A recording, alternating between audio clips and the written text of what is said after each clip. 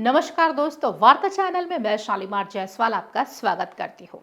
आज हम बात करेंगे सरदार वल्लभ भाई पटेल की। सरदार वल्लभ भाई पटेल को भारत का लौह पुरुष कहा जाता है। भारत की आज़ादी के बाद उनकी पहली प्राथमिकता देसी रियासतों, राज्यों को भारत में मिलाना था।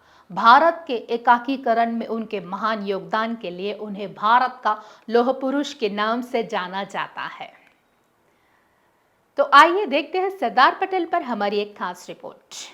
जिस समय ब्रिटिश भारत छोड़ रहे थे, उस समय यहाँ के 562 रियासतों में से सिर्फ 3 को छोड़कर सभी ने भारत में विलय का फैसला किया। ये 3 रियासतें थी कश्मीर, जूनागढ़ और हैदराबाद। ब्रिटिश काल में भी हैदराबाद की अपनी सेना, रेल सेवा और डाक तार विभाग था। उस समय आबादी और कुल राष्ट्रीय उत्पाद की दृष्टि से हैदराबाद भारत की सबसे बड़ी रियासत थी। उसका क्षेत्रफल 82,698 वर्ग मील था, जो कि इंग्लैंड और स्कॉटलैंड के कुल क्षेत्रफल से भी अधिक था। आजादी के बाद 562 रजवाड़ों के भारत में विलय में सरदार पटेल की महत्वपूर्ण भूमिका रही।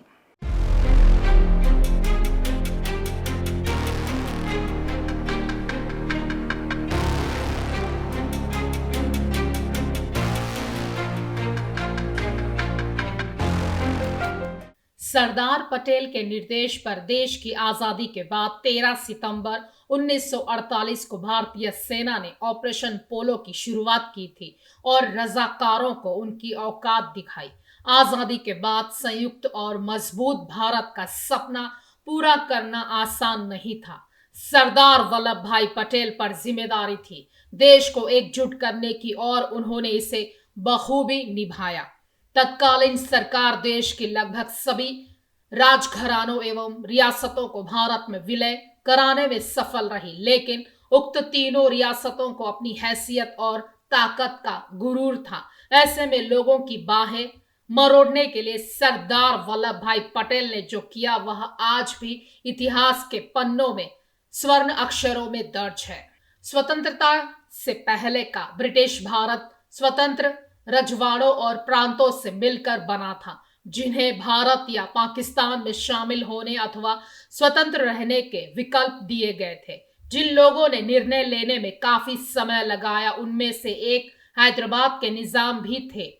अधिकतर रियासतें तो विलय के लिए राजी हो गए, लेकिन हैदराबाद ने विलय से इनकार कर दिया और अपना अलग देश बनाने की ठानी। उस समय हैदराबाद में 85% आबादी हिंदुओं की थी, जबकि शेष मुस्लिम थे। लेकिन एक सोची समझी साजिश के तहत सभी ऊंचे पदों पर मुसलमानों का कब्जा था। यहां तक कि रियासत में ज्यादातर टैक्स हिंदुओं से ही वसूले जाते थे। बहुसंख्यकों पर लादे इन्हीं करों से शाही खजाना बढ़ता चला गया।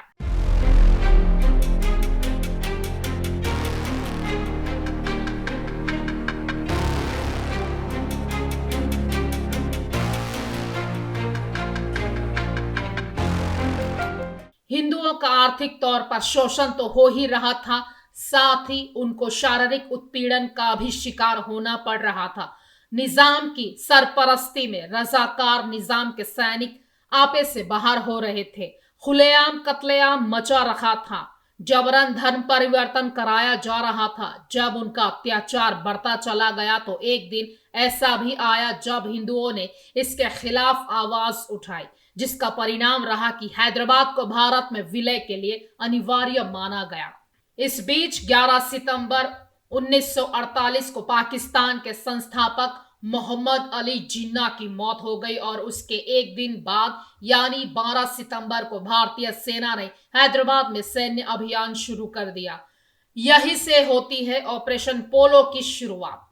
Major general JN. चौधरी के नेतृत्व में भारतीय सेना ने 13 सितंबर 1948 की सुबह 4 बजे हैदराबाद में अभियान शुरू कर दिया। महज 5 दिन के अंदर 17 सितंबर 1948 की शाम 5 बजे निजाम उस्मान अली ने घुटने टेक दिए। उन्होंने रेडियो के जरिए संघर्ष विराम और रजाकारों पर प्रतिबंध लगाने की घोषणा की। इसके साथ ही हैदराबाद में भारत का सैन्य अभियान समाप्त हो गया। 5 दिन तक चले इस ऑपरेशन के बाद 17 सितंबर की शाम 4 बजे हैदराबाद रियासत के सेना प्रमुख मेजर जनरल एल इंद्रूस ने अपने सैनिकों के साथ भारतीय मेजर जनरल JN चौधरी के समक्ष आत्मसमर्पण कर दिया। इसके बाद हैदराबाद रियासत के भारतीय संघ में विलय का शंखानंद हुआ।